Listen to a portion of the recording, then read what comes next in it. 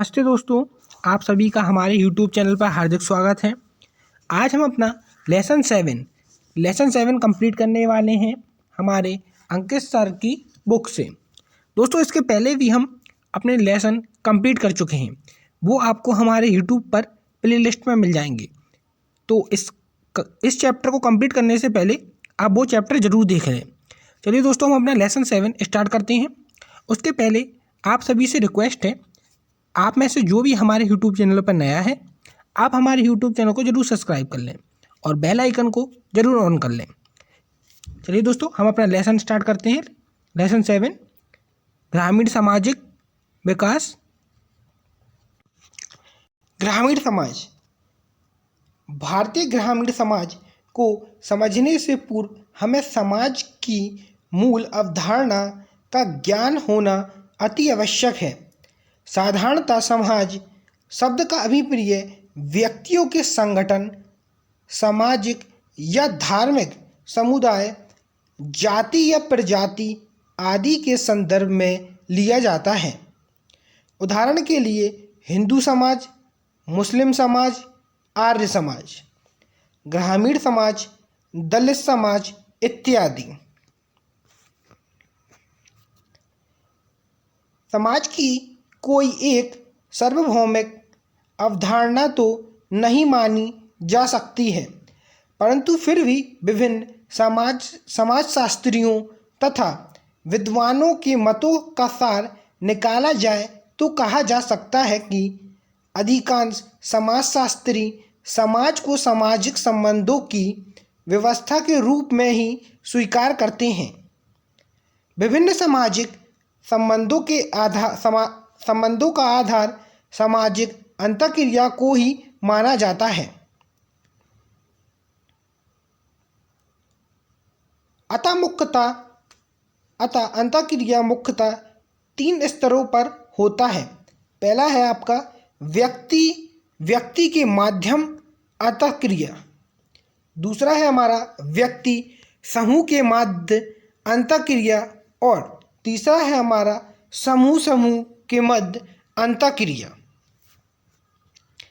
भारत की कुल आबादी लगभग 1 अरब 40 करोड़ से अधिक है, जो विश्व की कुल आबादी का लगभग 17.5% है।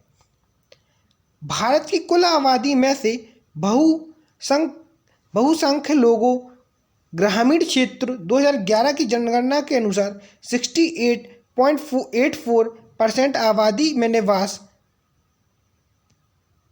करती है। वर्तमान में भारत में लगभग 6.38 लाख गांव हैं। 2011 की जनगणना के अनुसार भारत की जनसंख्या, पुरुषों की जनसंख्या कितनी है? 623.7 मिलियन पुरुष। महिलाएं कितनी हैं? 586.46 मिलियन महिलाएं हैं। 121 मिलियन हमारी पूरी क्या है? जनसंख्या है।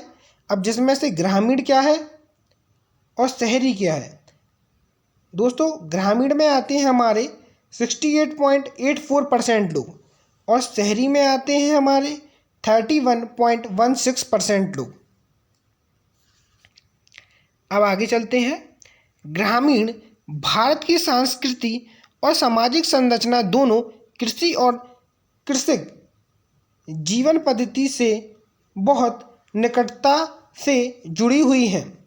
उदाहरण के लिए भारत के विभिन्न क्षेत्रों में नव वर्ष के त्यौहार जैसे तमिलनाडु में पोंगल, असम में बिहू, पंजाब में वैसाखी, कर्नाटक में उगादि, ये सभी मुख्य फसल काटने वाले के समय मनाए जाते हैं। ध्यान है कि वर्तमान में भारत में 28 राज्य और 8 केंद्र शासित प्रदेश हैं। भारतीय समाज प्राथमिक रूप से ग्रामीण समाज ही है, यद्यपि यह नागरीकरण बढ़ रहा है। भारत के बहुसंख्य लोगों गांव में ही रहते हैं।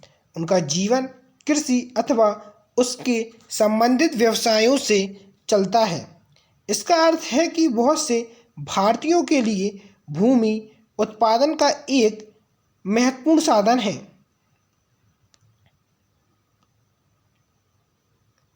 अब हम पढ़ेंगे ग्रामीण समाज की विशेषताएं। सबसे पहला आता है हमारा जाति व्यवस्था। जाति व्यवस्था में हम पढ़ेंगे जन्म पर आधारित अंतर्विहित सामूहिक व्यवस्था जिसमें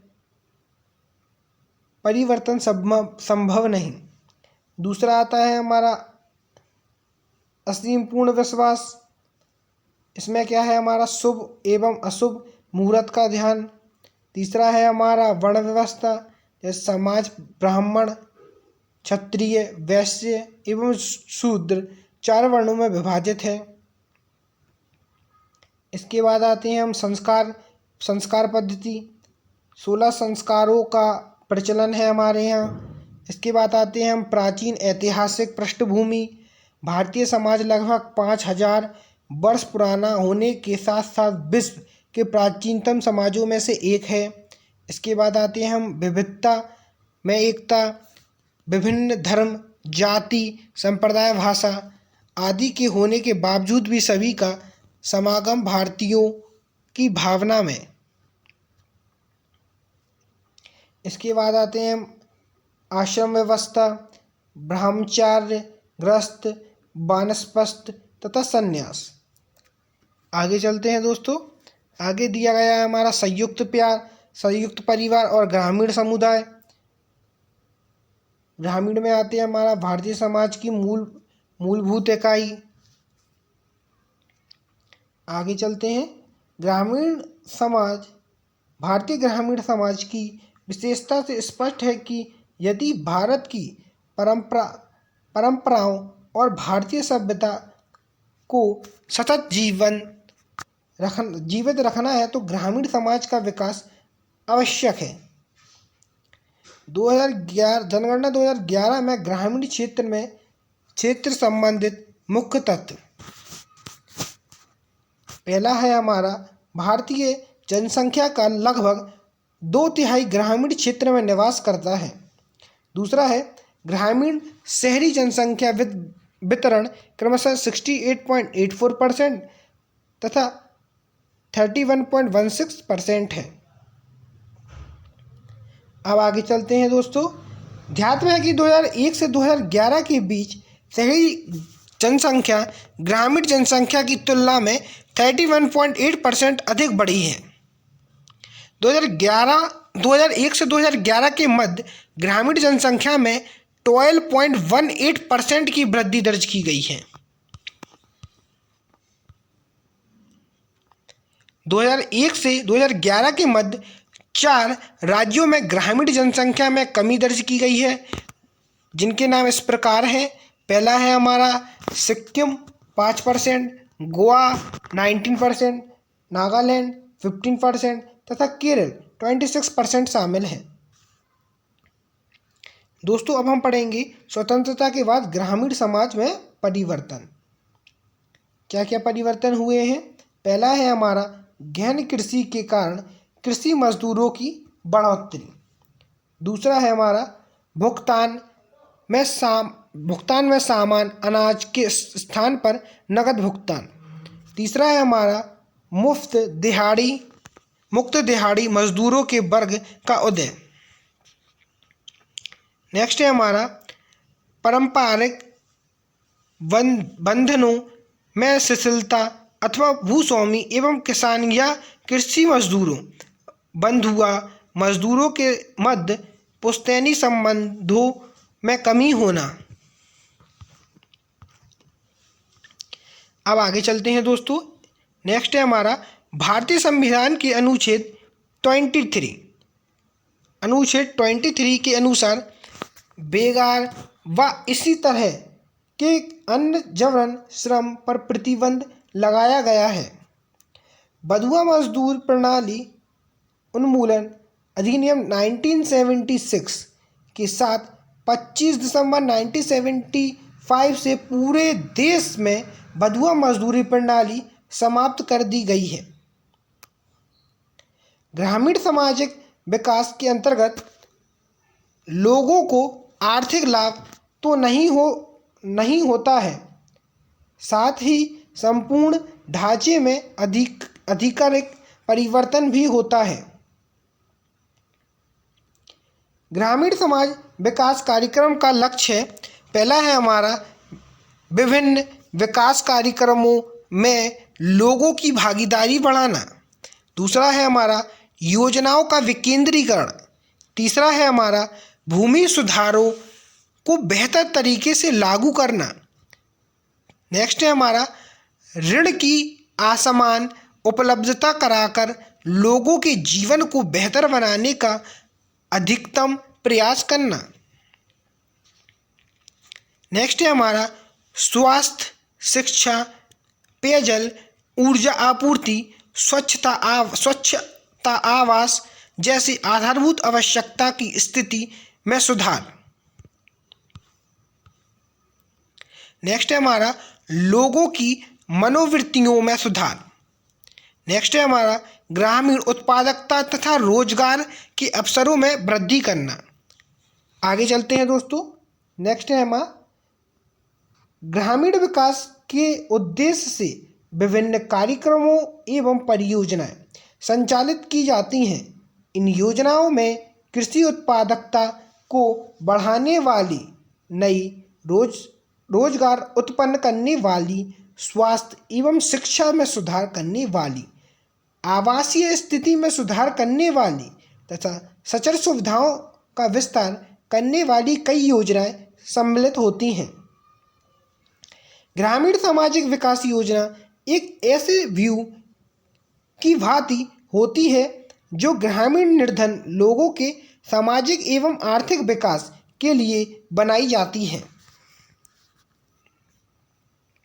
ग्रामीण समाज के विभिन्न रूपों को समझकर ही सरकार उसमें सुधार हेतु विभिन्न कल्याणकारी योजनाएं संचालित करती है। आगे चलते हैं दोस्तों, समाज के प्रकार। इस धरती पर पाए जाने वाले समाजों को निम्न प्रकारों में विभाजित किया जा सकता है। जैसे पहला आता है आपका जनजातीय समाज। जनजातीय समाज में आते हैं हमारे सामाजिक जीवन, आर्थिक संरचना एवं भारत की प्रमुख जनजातियाँ। कृषक समाज। कृषक समाज में आते हैं हमारे सादा जीवन, समुदाय व्यवस्था, परिवार की भूमिका, अनौपचारिक नियंत्रण और लास्ट है हमारा श्रम विभाजन न्यूनतम। नेक्स्ट है हमारा औद्योगिक समाज। पहला है इसमें हमारा एकाकी परिवार, जटिल सामाजिक संरचना, औपचारिक नियंत्रण, परिवार से दूरी, श्रम विभाजन और लास्ट है हमारा संरचना में विविधता।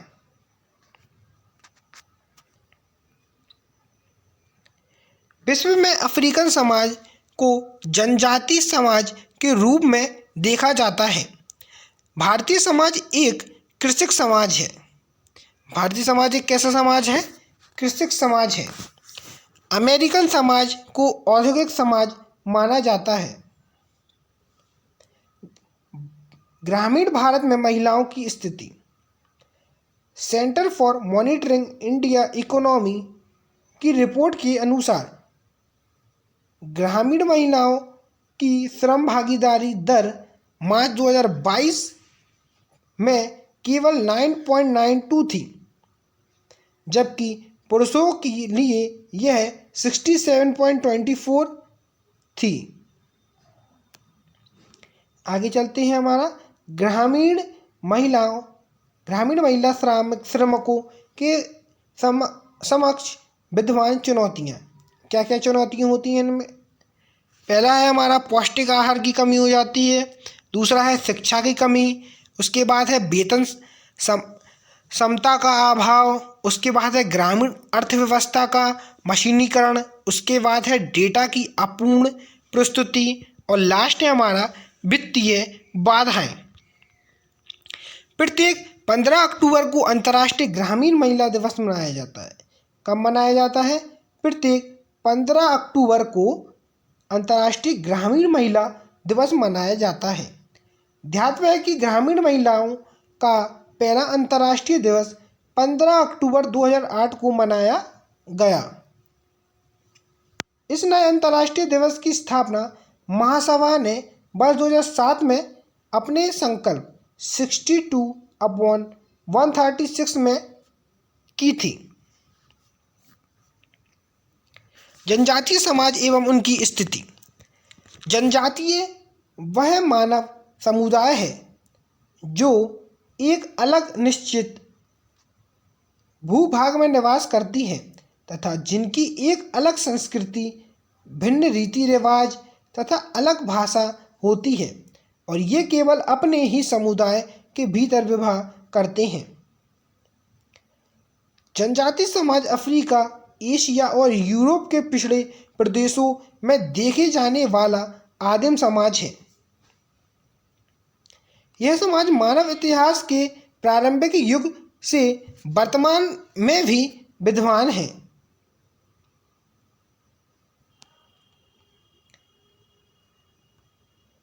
इस सामाजिक समुदाय के अभ्युदय के बाद ही राज्य के विकास की अवधारणा ने जन्म लिया था। नेक्स्ट है हमारा भारत की जनजातियाँ। भारत में मूलतः बहुत सी जनजातियाँ निवास करती हैं। देश में लगभग 550 जनजातियाँ पाई जाती हैं। भारतीय संविधान में इन्हें अनुसूचित जनजातियाँ कहा गया है। जनजातियाँ समाज, निज जातियाँ, भाषीय तथा धार्मिक समूह से संबंधित हैं। भारतीय संविधान के अनुच्छेद 366 में जनजाति को उल्लेखित किया गया है। किस अनुच्छेद में? 366 में जनजाति को उल्लेख किया गया है। 2011 की जनगणना के अनुसार अनुसूचित जनजाति भारत की कुल जनसंख्या का 8.6% है। कौन? अनुसूचित जनजातियाँ।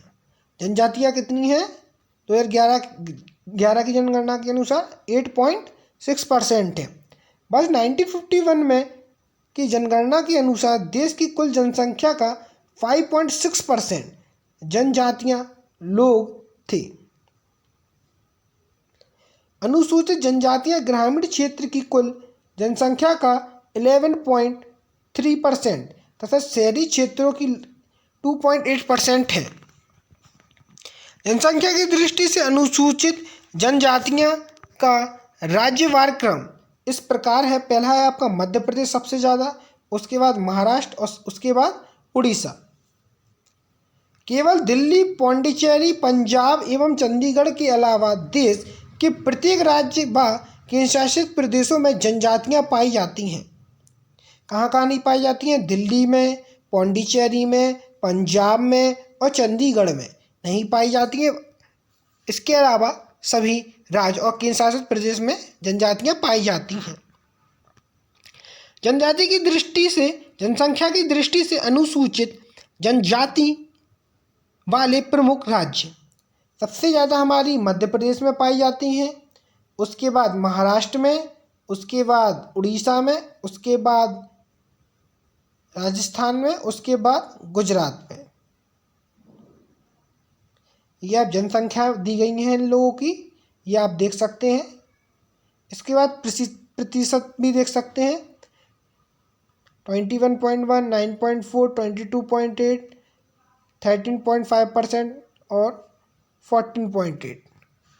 आगे चलते हैं दोस्तों। जनसंख्या के प्रतिशत की दृष्टि से अनुसूचित जनजाति वाले शीर्ष राज्य केंद्रशासित प्रदेश। पहला है हमारा लक्षद्वीप 94.8%, उसके बाद है मिजोरम 94.4%, नागालैंड 86.5%, मेघालय 86.1%, अरुणाचल प्रदेश 68.8%। जनसंख्या में प्रतिशत की दृष्टि से न्यूनतम अनुसूचित जनजाति वाले राज्य केंद्र शासित प्रदेश, सबसे पहले आता है हमारा उत्तर प्रदेश 0.6%, उसके बाद तमिलनाडु 1.1%, उसके बाद बिहार 1.3%, उसके बाद केरल 1.5%, उत्तराखंड 2.9%। भारत में संकटग्रस्त प्रमुख जनजातियों का विवरण इस प्रकार है। पहला है हमारा तमिलनाडु में भेटा, टोडा, ओराली, सिक्किम में है लेपचा, छत्तीसगढ़ में है राजी, अंडमान और निकोबार द्वीप समूह में है ओगा, जारवा, शैम्पेन। जनजातीय समाज, एक तरफ है हमारा सामाजिक संरचना और दूसरी तरफ है आर्थिक संरचना।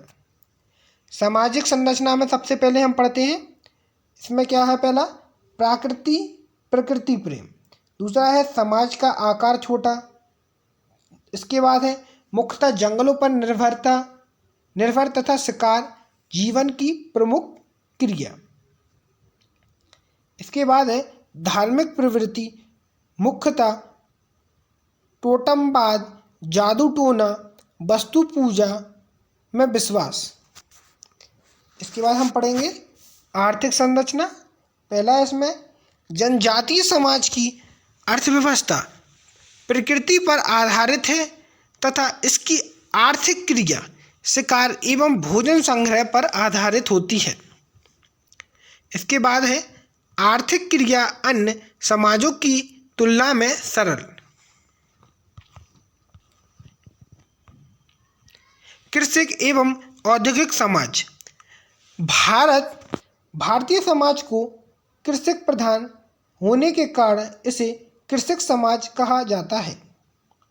कृषक समाज की सबसे विशेष बात यह है कि इसमें निवास करने वाले लोग अपनी जीविकोपार्जन हेतु कृषि और पशुपालन पर निर्भर होती हैं। इसके बाद है किसी भी समाज को इसकी आर्थिक क्रियाओं के आधार पर ही कृषक तथा औद्योगिक समाज में वर्गीकृत किया जा सकता है। इसके बाद है जहाँ एक ओर कृषक समाज की मुख्य आर्थिक क्रिया कृषि एवं पशुपालन है, वहीं दूसरी ओर औद्योगिक समाज फैक्ट्रियों में वस्तुओं के विनिर्माण अथवा उत्पादन जैसी आर्थिक क्रियाओं से संबंध रखता है। इसके बाद हम आते हैं कृषक समाज मानवीय इतिहास में नवपाषाण काल से अस्तित्व में आया। इसी समय कुछ महत्वपूर्ण घटनाएं भी देखने को मिलती हैं, जैसे पाषाण उपकरणों को पॉलिश करना, सामानों को काटने हेतु किनारे बनाना, गुथने की कला का आविष्कार इत्यादि। कृषि के विकास ने पाषाण यायावर मानव को स्थायित्व प्रदान किया तथा स्थायी निवास स्थलों का जन्म हुआ। जैसे भारतीय कृषक समाज की स्थिति कैसी थी? सादा जीवन, सामाजिक नियंत्रण, एकता की भावना, कृषि के साथ पशुपालन, मतलब मिश्रित कृषि थी। और इसके बाद आता है हमारा ग्रामीण संस्था के द्वारा सामाजिक समेकन। इसके बाद हमारा परिवार की भूमिका। अब हम पढ़ेंगे समाज के सिद्धांत। व्यक्ति और समाज के मध्य अंतर्संबंधों के संबंध में विद्वानों द्वारा मुख्यतः दो संबंधों का प्रतिपादन किया गया है। इनमें से एक सिद्धांत सामाजिक संविदा का तथा दूसरा समवायी विकास का है। सामाजिक संविदा का सिद्धांत, इस सिद्धांत के अनुसार मनुष्य प्रारंभ से ही प्राकृतिक चरण में रहता आ रहा है और आगे चलकर मनुष्य के समूहों ने अपने निवास को स्थायी एवं संरक्षित बनाने के उद्देश्य से कुछ नियमों एवं कानूनों के साथ समाज का निर्माण किया। इस सिद्धांत में मनुष्य सामाजिक प्राणी होने के कारण समाज में रहता है और उसके साथ संविदा करते हुए अंतर संबंध स्थापित करता है। इस संविदा के परिणाम स्वरूप मनुष्य जो भी करता है उसमें समाज का दृष्टिकोण अवश्य ही सम्मिलित होता है। समाज के अभाव या अलगाव में मनुष्य अपने आप को पशुतुल्य मानने लगता है। ग्रामीण समाज सामाजिक संविदा के सिद्धांत का अधिकतम पालन करता है। ग्रामीण समाज में किसी भी व्यक्ति या समूह द्वारा किए गए कार्य पूरे समाज की स्वीकृति पर निर्भर करते हैं। औद्योगिक समाज सामाजिक संविदा सिद्धांत का न्यूनतम पालन करता है, क्योंकि इस समाज में प्रत्येक व्यक्ति सामाजिक बंधनों से स्वयं को मुक्त मानता है। नेक्स्ट है, मनुष्य यदि समाज में ना रह रहा होता तो उसके मन में वे विचार व भावनाएं उत्पन्न नहीं होती, जिसके परिणाम स्वरूप उसने सामाजिक समझौता किया। इसके बाद आते हैं हम समाज का समवायी सिद्धांत। अरस्तु तथा प्लेटो कालीन इस सिद्धांत में प्लेटो ने समाज या राज्य की तुलना एक वृहद मनुष्य से की है। प्लेटो ने मनुष्य के साहस, बुद्धिमत्ता तथा इच्छा के आधार पर समाज को शासक, योद्धा तथा कारीगर के रूप में बांटा है। अरस्तु ने राज्य की तुलना शरीर से करते हुए बताया है कि मनुष्य एक सामाजिक प्राणी है और वह समाज का अभिन्न अंग है। जो व्यक्ति समाज में नहीं रहता है वह या तो ईश्वर है या फिर पशु है। स्पेंसर के अनुसार मनुष्य के पतन या विकास पर लागू होने वाले नियम राज्य के पतन एवं विकास पर भी लागू होते हैं। इसके बाद है, एक समाज अथवा राज्य की भी मनुष्य की तरह ही किशोर अवस्था, युवावस्था और वृद्धावस्था के पश्चात मृत्यु होती है। इस सिद्धांत के अंतर्गत मजदूर, कृषक, खान मजदूर आदि समाज के पोषक हैं। यह सिद्धांत थोक व्यापारियों, खुदरा दुकानदारों, बैंकरों, रेलवे तथा स्टीम से चलने वाले जहाज़ों के कामगारों को समाज रूपी मनुष्य की रक्तवाहिनी नलिकाएं मानते हैं। डॉक्टरों, वकीलों, इंजीनियरों, शासकों, पुरोहित इत्यादि को समाज का मस्तिष्क तथा नाड़ी संस्था समझा जाता है। यह सिद्धांत मनुष्य के कार्यों को महत्व देते हुए समाज में सभी अवयवों को अपने महत्व को उद्घाटित करता है। इस सिद्धांत के अतिरिक्त समाज के मनुष्य से संबंध को एक और सिद्धांत उल्लेखित करता है, समूह मन सिद्धांत। यह सिद्धांत आदर्शवादी के नाम से भी जाना जाता है। इसका संबंध समवायी सिद्धांत से भी घनिष्ठ रखता है।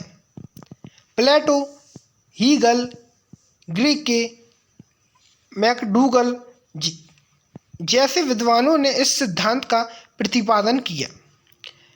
प्लेटो के द्वारा समाज को एक मन के रूप में माना गया है तथा उसने मनुष्य के साहस, बुद्धिमत्ता और इच्छा के आधार पर समाज को 3 रूपों में विभक्त किया है, जो है शासक, योद्धा और कारीगर। पोशाकों के अनुसार राज्य सभी नागरिकों के मन का सार है। किन्हीं सम्मिलित प्रयोजनों के लिए संयुक्त हो जाने पर मन का समूह मन समूह बन जाता है।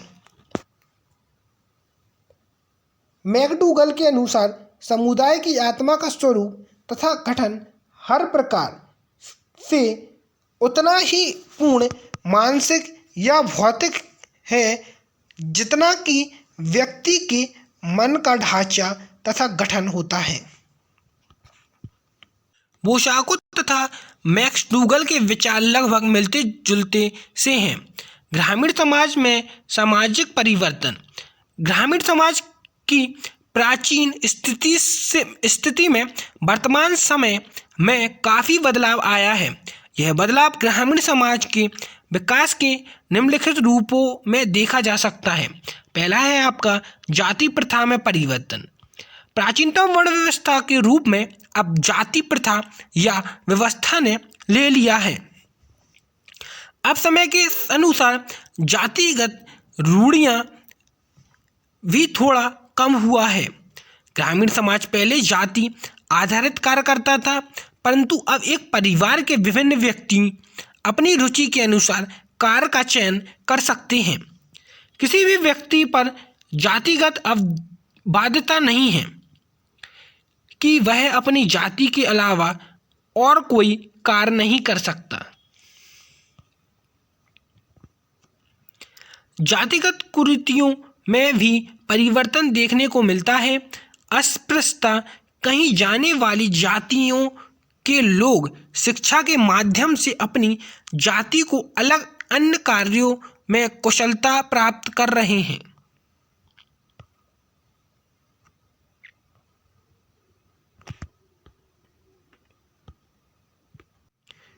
केंद्रीय परिवार की प्रवृत्ति का उदय।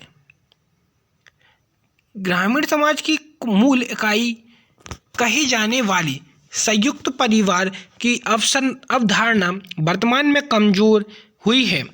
वैश्वीकरण एवं औद्योगिकरण के फलस्वरूप लोगों का संचार क्षेत्र बढ़ा है और उनमें से पाश्चात्य सभ्यता की भांति केंद्रीय परिवार का प्रचलन बढ़ा है। शहरों में रोजगार हेतु आने वाले ग्रामीण लोग कुछ समय पश्चात शहरों के स्थायी निवासी हो जाते हैं और केंद्रीय परिवार तक सीमित हो जाते हैं। इसके बाद है संयुक्त परिवार के मुखिया के नियंत्रण को भी कभी कभी परातंत्र की दृष्टि से देखा जाता है और केंद्रीय परिवार को स्वतंत्रता मानकर उसकी ओर आकर्षित बढ़ता है। पारिवारिक मूल कार्यों एवं आदर्शों में परिवर्तन।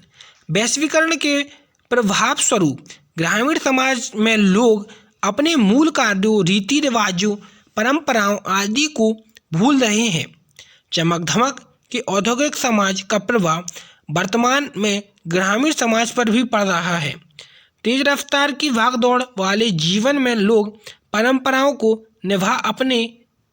निभाना अपने समय की बर्बादी और झंझट का कार्य समझते हैं। स्त्रियों की स्थिति में परिवर्तन। भारतीय समाज में के पुरुष प्रधान होने के कारण प्राचीन काल से ही स्त्रियों का शोषण होता आ रहा है। शहरों की अपेक्षा ग्रामीण समाज में स्त्रियों की दशा अधिक दयनीय है, क्योंकि सभी रीति रिवाजों के पालन करने की जिम्मेदारी महिलाओं की ही है। यद्यपि नगरीकरण एवं वैश्वीकरण के फलस्वरूप महिलाओं की स्थिति में तुलनात्मक सुधार देखा जा सकता है। पहले जहां स्त्रियों को घर की चारदीवारी में बंद रहने की बाध्यता होना पड़ता था, किंतु आज वह घर की दहलीज पार कर पुरुषों के कदम से कदम मिलाकर मिलती हुई दिख रही हैं। ग्रामीण समाज में कई स्थानों पर महिलाएं प्रमुख की भूमिका निभा रही हैं। स्वतंत्रता के पश्चात शिक्षा के स्तर में बढ़ोतरी के कारण महिलाओं की स्थिति में सुधार दिखाई देता है। प्राचीन काल में जहां महिलाएं अपने अधिकारों से दूर थीं, वहीं आज वो अपने अधिकारों के प्रति जागरूक हैं। ऊंच नीच की भावना में परिवर्तन।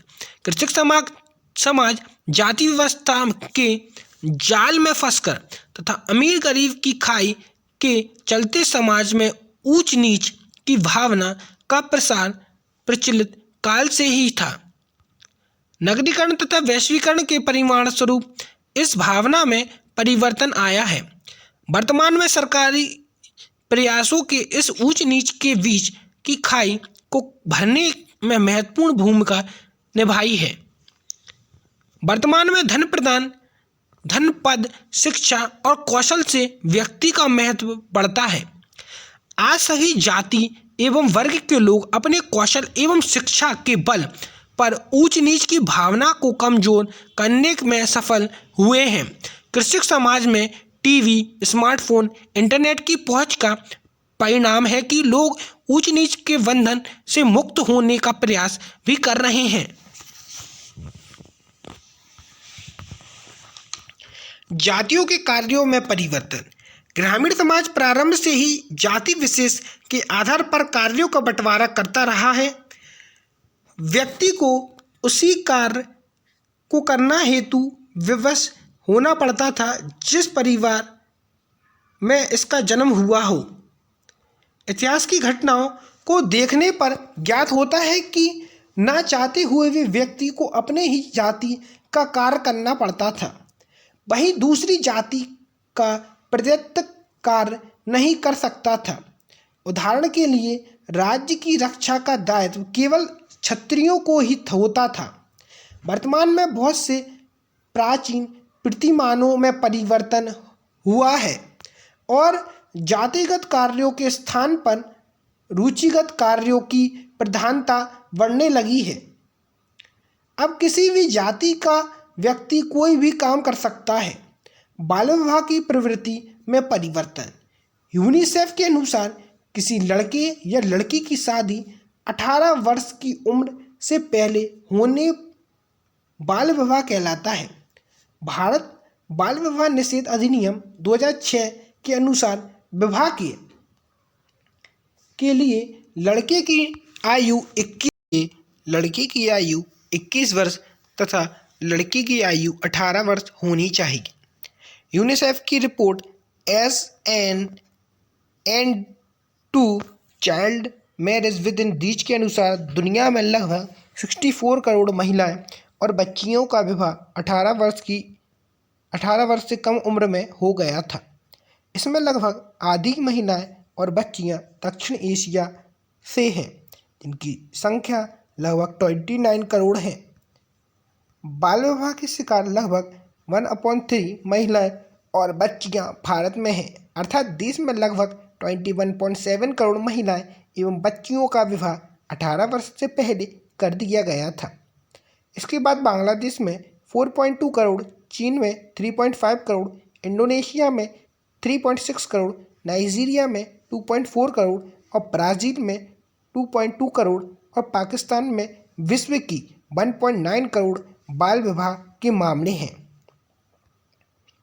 केंद्रीय स्वास्थ्य एवं परिवार कल्याण मंत्रालय द्वारा जारी राष्ट्रीय परिवार स्वास्थ्य सर्वेक्षण 5 के अनुसार 2019 से 21 में 20 से 24 वर्ष की आयु के मध्य की हर 4 में से एक महिला 23.3% का विवाह 18 वर्ष की उम्र से पहले हो गया। बाल विवाह के सबसे अधिक मामले पश्चिम बंगाल 41.6% में दर्ज किए गए हैं।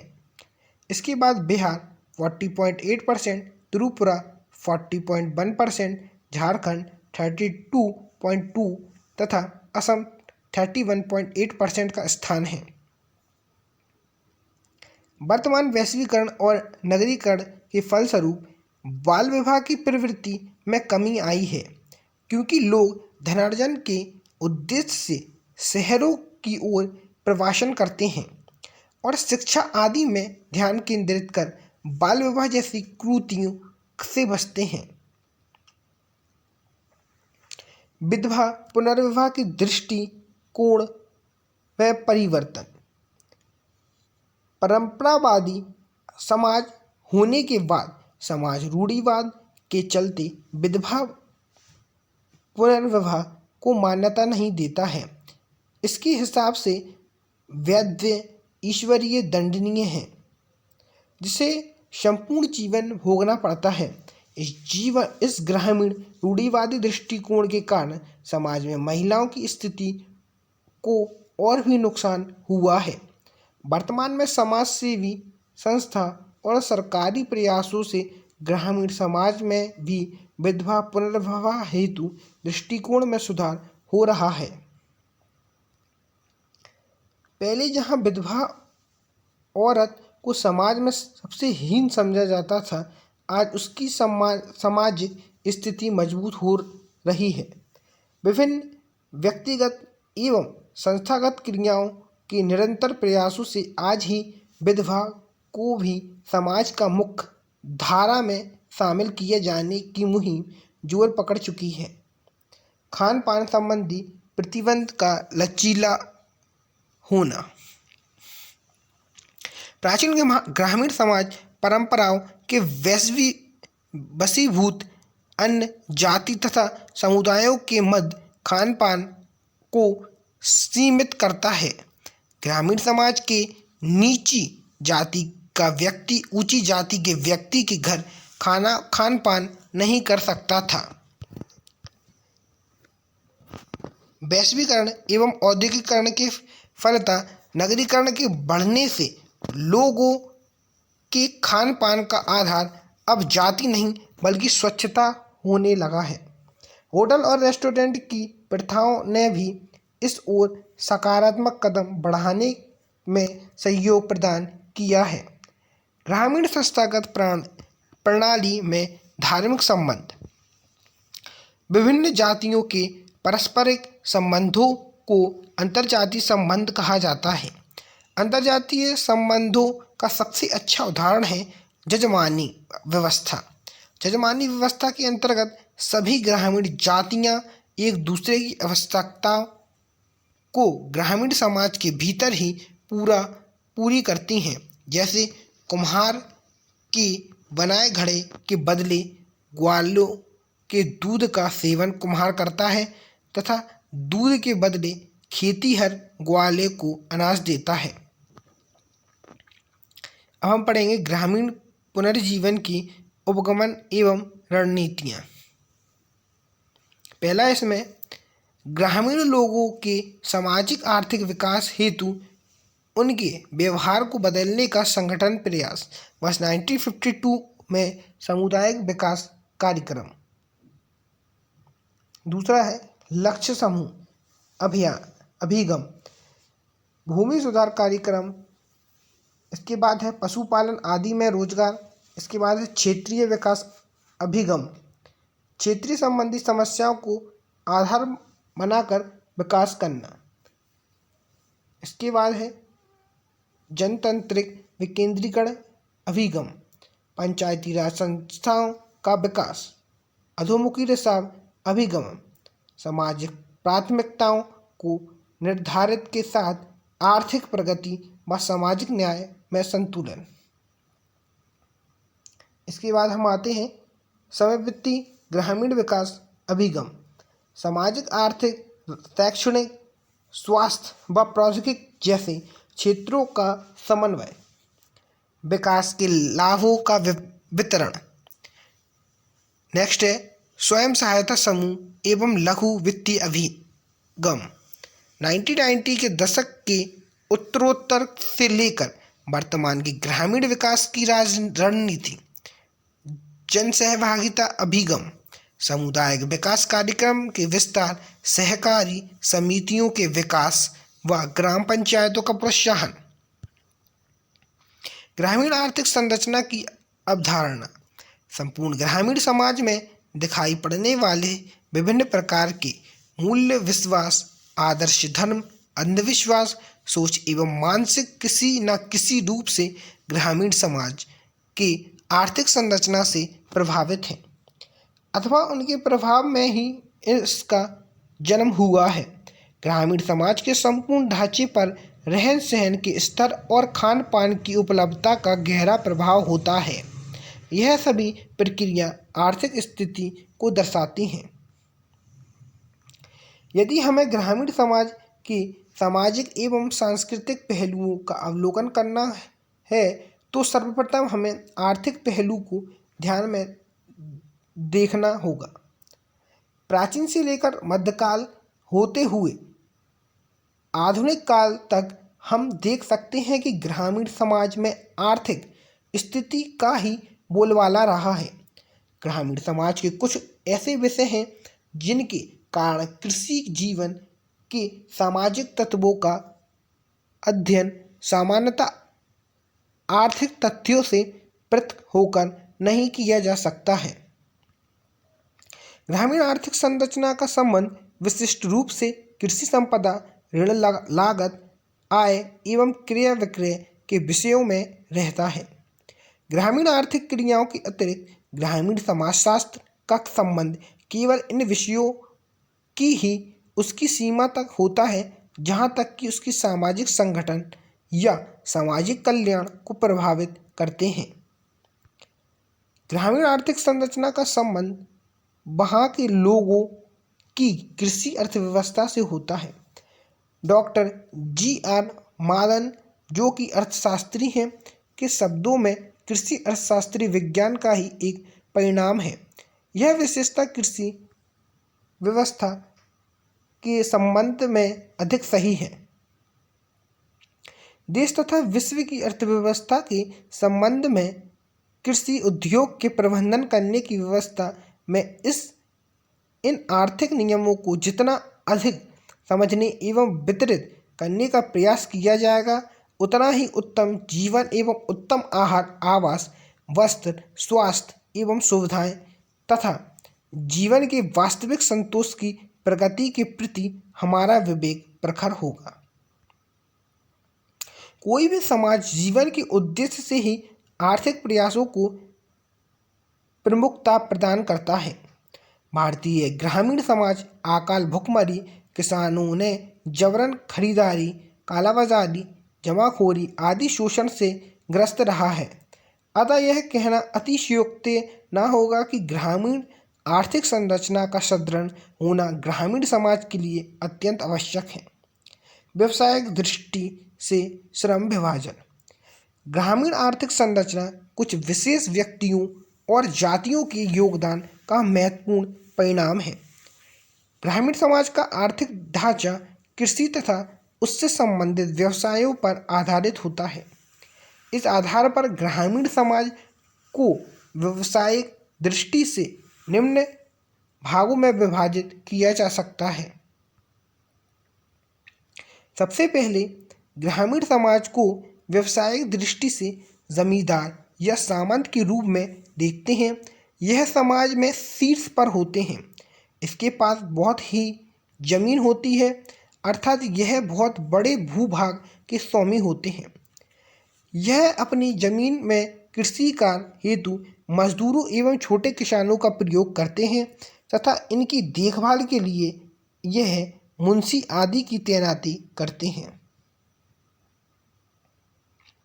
दूसरा है भूमिहीन श्रमिक। कृषि करने वाले वे श्रमिक हैं जो ग्रामीण कृषि में सीधे भागीदारी करते हैं। खेत को जोतने से लेकर उसकी कटाई, मड़ाई आदि सभी कार्यों की जिम्मेदारी होती है। इतना होने के बाद भी इनको परिश्रम के नाम पर इतनी भी मजदूरी नहीं मिल पाती है जिससे कि यह अपनी परिवार का भरण पोषण बिना ऋण लिए कर पाए। दूसरे शब्दों में कहें तो इस वर्ग का शोषण जमींदारों एवं अन्य बड़े सुधारक कृषकों के द्वारा किया जाता है। तीसरा है अगले वर्ग में ग्रामीण कारीगर आते हैं जो समाज में जातिगत कार्य करते हैं। उदाहरण के लिए बाड़ई लकड़ी का काम करता है, कुम्हार मिट्टी के बर्तन बनाने का काम करता है, लोहार लोहे का काम करता है इत्यादि। यह ऐसा वर्ग है जो ग्रामीण समाज में रहने वाले सभी लोगों की आवश्यकता के अनुरूप उपलब्धता को ध्यान में रखता है। ग्रामीण समाज की व्यावसायिक संरचना में सबसे निचले पायदान पर सेवक वर्ग आता है। यह अन्य वर्गों की सेवा करके अपना जीवन को चलाता है। इसके अलावा ग्रामीण समाज में आर्थिक संरचना में महाजन को बहुत महत्वपूर्ण स्थान है।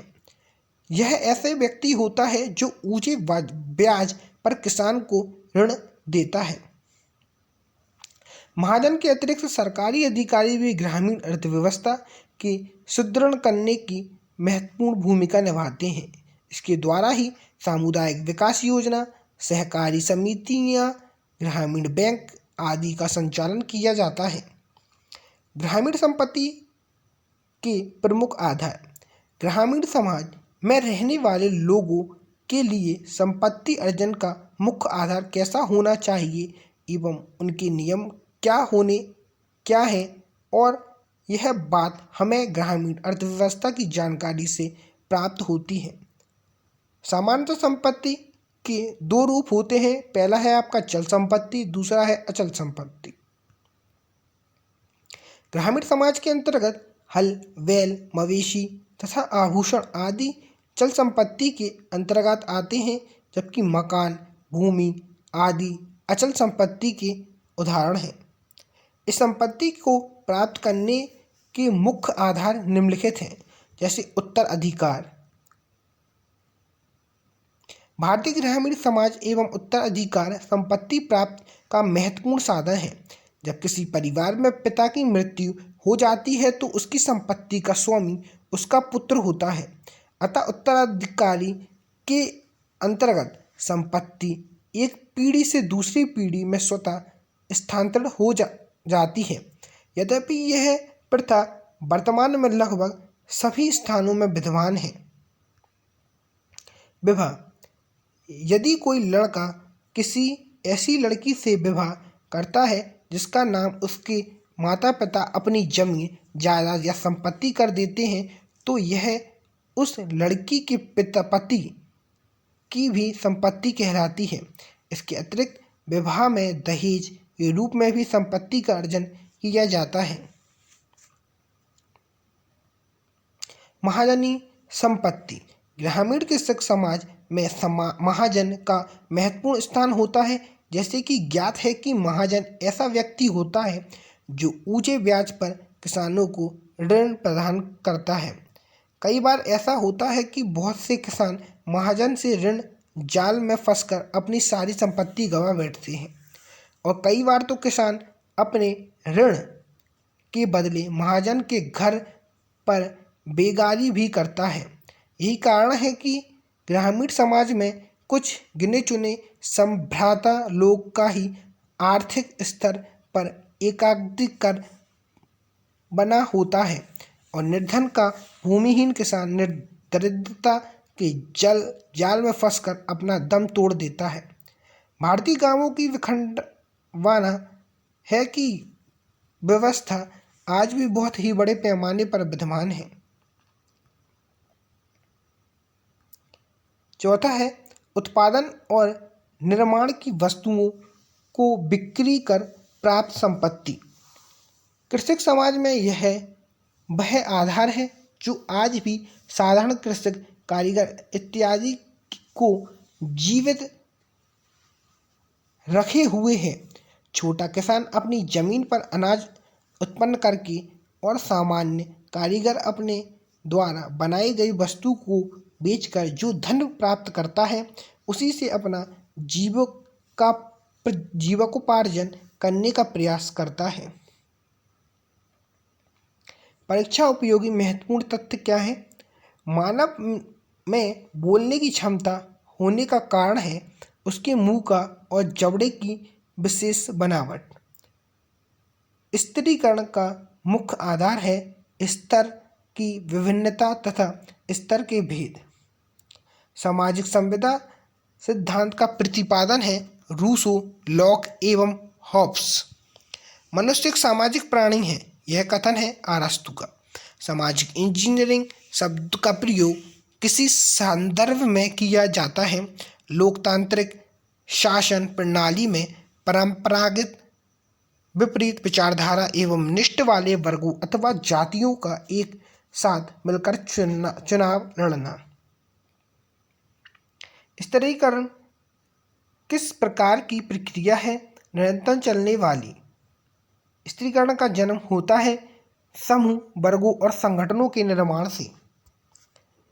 मेलविन के अनुसार स्तरीकरण का किसी भी व्यक्ति व्यवसाय के कार्यों में परिणत होने के लिए यह कितनी प्रक्रिया के माध्यम से पूर्ण होता है? 4। किसी समाज वैज्ञानिक ने समाज को बृहत मन के रूप में माना है। प्लूटो। व्यक्ति तथा समाज के संबंधों के बारे में मुख्यतः कितने सिद्धांत हैं? 2। समाज का समन्वय व्यक्ति किसने प्रस्तुत किया था? हर्बर्ट स्पेंसर ने। जीवन में समाज और संस्कार की स्थिति के लिए अनिवार्य आवश्यकता है कला। भारतीय ग्रामीण समाज के आर्थिक ढांचे का वास्तविक विश्लेषण प्रस्तुत किया है मेबोई ने। समूह मन सिद्धांत का समर्थन करते हुए बोल्शेविक ने समाज को माना है एक बृहत मन। समूह मन सिद्धांत का प्रतिपादन किया है प्लूटो, हीगल, मैकडूगल।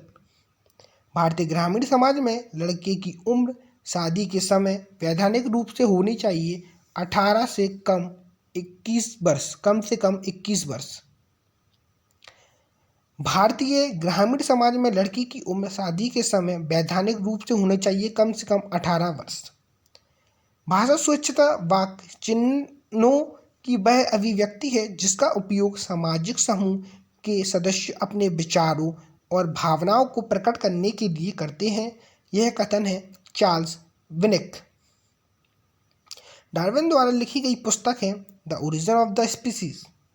ग्रामीण समाज में पारिवारिक विघटन का कारण है अशिक्षा, खेतों का आकार घटना, एकता में कमी अर्थात गृह कलेश।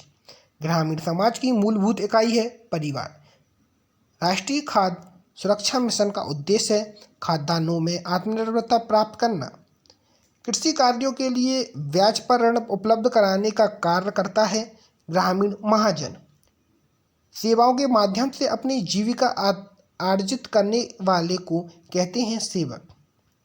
ग्राम सेवा भू प्रबंधन समिति का अध्यक्ष होता है ग्राम प्रधान। अंग्रेजी सरकार ने भारत को एक सशक्त देश घोषित किया था सितंबर 1939 को। विचार अभिव्यक्ति का परंपरागत माध्यम है संकेत, हवा, भाव, बोली। ग्रामीण अर्थव्यवस्था का मुख्य आधार है कृषि उत्पादन हेतु भूमि का विचार उपयोग कर फसलें उगाना एवं पशुपालन। कृषि एवं पशुपालन के अतिरिक्त कृषक समाज के लोग और भी अन्य आर्थिक क्रियाएं करते हैं। शिल्पकारी, लोहार, मिट्टी के बर्तन बनाने का कार्य, बाड़ेगिरी इत्यादि। कृषि समाज की अन्य इकाइयाँ हैं भूस्वामी, पर्यवेक्षक, कृषक, काश्तकार इत्यादि। हिंदू धर्म का प्रमुख ग्रंथ है वेद। भारत सरकार द्वारा भारतीय खाद्य निगम, जो कि एक सार्वजनिक उपक्रम है, की स्थापना विश्व बैंक के सलाह पर की गई थी 1965 में। समाज को एक अधिजैविक व्यवस्था कहा है हर्बर्ट स्पेंसर ने।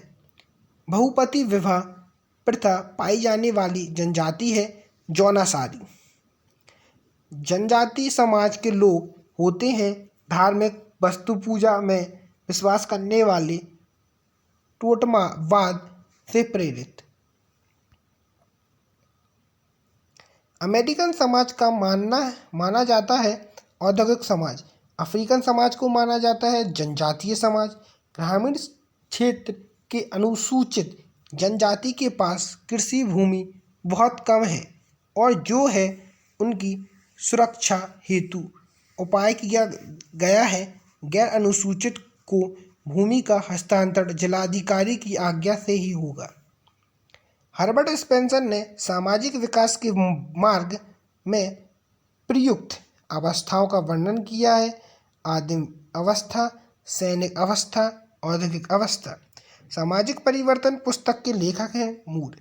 पंचायत सेक्टर की उस योजना का क्या नाम है जिसमें व्यावसायिक परिसर, अटल बाजार निर्माण का प्रावधान है? ग्राम विकास योजना। त्रिस्तरीय पंचायत के 3 स्तरों में से कौन सा एक स्तर नहीं है? ग्राम सभा। राष्ट्रीय परिवार सहायता योजना के अंतर्गत कौन वित्तीय सहायता प्राप्त कर सकता है? किसी सदस्य की मृत्यु हो जाने पर बीपीएल परिवार को। कौन सी जानकारी ग्राम पंचायत द्वारा सभा की वार्षिक बैठक में प्रस्तुत नहीं की जाती है? पंचायत प्रतिनिधि के अचल संपत्ति का विवरण।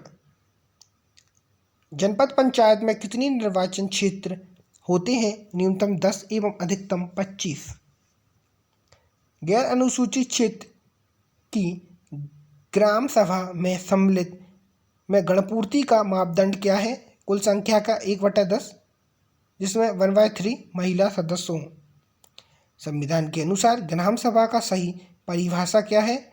ग्राम स्तर पर ग्राम क्षेत्र के भीतर किसी ग्राम से संबंधित निर्वाचन नामावली में पंजीकृत व्यक्तियों से मिलकर बना निकाय। भारत में ग्रामीण स्वास्थ्य योजना कब प्रारंभ की गई थी? 1977। ग्राम स्वास्थ्य गाइड योजना कब प्रारंभ की गई थी? 2 अक्टूबर 2019। परिवार नियोजन हेतु एक राष्ट्रीय कार्यक्रम प्रारंभ करने वाला विश्व का पहला देश था भारत। राष्ट्रीय ग्रामीण स्वास्थ्य मिशन कब प्रारंभ किया था? अप्रैल 2005 में। उत्तर प्रदेश ग्रामीण आयुर्विज्ञान एवं अनुसंधान संस्था कहाँ स्थित है? सैफई इटावा में। ग्राम पंचायतों सदस्यों का कार्यकाल होता है 5 वर्ष का। प्रत्येक जिले में सबसे बड़ा राजस्व अधिकारी होता है कलेक्टर। सहकारी बैंक का मुख्य शेयरधारक कहलाता है शासन। केंद्रीय आर्थिक सर्वेक्षण 23-24 के अनुसार ग्रामीण भारत में जीवन की गुणवत्ता में सुधार। प्राथमिक सुविधाओं के मामले में स्वच्छता भारत मिशन ग्रामीण के तहत 11.57 करोड़ शौचालय का निर्माण किया गया तथा 10 जुलाई 2024 तक जल जीवन मिशन के तहत 11.7 करोड़ घरों को नल से पेयजल की आपूर्ति की सुविधा दी गई है। सर्वेक्षण ने उल्लेख किया है कि पीएम आवास ग्रामीण के तहत पिछले 9 वर्षों में 10 जुलाई से 2024 तक ग्रामीणों के लिए 2.63 करोड़ घरों का निर्माण किया गया है। 26 जून 2024 तक प्रधानमंत्री जन धन योजना के तहत 35.7 करोड़ रुपए क्रेडिट कार्ड जारी किए गए हैं। इसमें ग्रामीण क्षेत्रों में वित्तीय समावेशी का विस्तार हुआ है। स्वास्थ्य क्षेत्र में 1.58 लाख उपकेंद्रों एवं 2,935 प्राथमिक स्वास्थ्य केंद्र के परिणाम स्वरूप ग्रामीण क्षेत्रों में जीवन की गुणवत्ता में सुधार हुआ है। मनरेगा की सुरक्षा व्यवस्थाओं की मजबूती और आधुनिकीकरण। मनरेगा में 99.9% भुगतान राष्ट्रीय इलेक्ट्रॉनिक प्रबंधन प्रणाली के माध्यम से किया जा रहा है। मनरेगा ने सृजित व्यक्ति दिवस और महिला भागीदारी दर के संदर्भ में महत्वपूर्ण प्रगति की है। सृजित व्यक्ति दिवस 2019 से 20 के तहत 265.4 करोड़ से बढ़कर 2023-24 में 309.2 करोड़ हो गया है तथा महिला भागीदारी दर 2019 से 20 में 54.8% से बढ़कर 2023-24 में 58.9% हो गई है। जमीनी स्तर पर ग्रामीण उद्यमिता को बढ़ावा।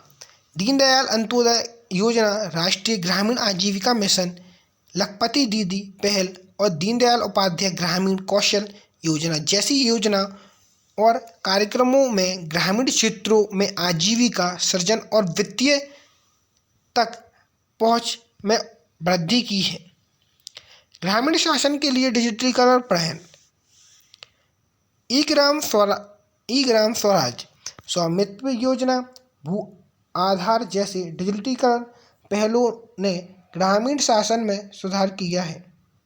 स्वामित्व योजना के तहत 2.90 लाख गांवों का ड्रोन सर्वेक्षण पूरा हो चुका है। जो 1.66 करोड़ संपत्ति कार्ड तैयार किए गए हैं। आर्थिक सर्वेक्षण में बताया गया है कि वर्ष 2015 से 2021 के बीच ग्रामीण इंटरनेट उपयोगकर्ताओं में 200% की वृद्धि हुई है।